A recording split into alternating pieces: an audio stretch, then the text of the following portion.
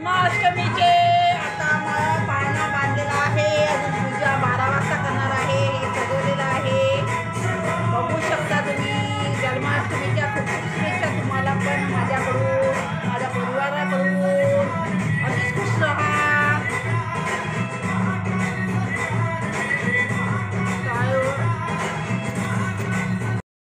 बाद आम्ही आता पूजा मांडली आहे, पूजा केलेली आहे आणि नैवेद्य शेवड्याचा नैवेद्य पण दाखवलेला आहे. अशा प्रकारे आम्ही अशी पूजा केलेली आहे.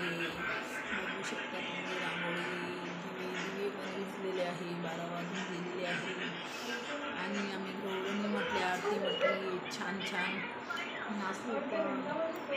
आणि अशा प्रकारे आम्ही कृष्ण जन्माष्टमी साजरी केली.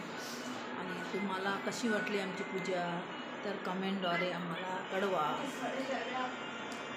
आवडल्यास लाईक करा, फॉलो करा, शेअर करा. बाय. जय श्री कृष्ण.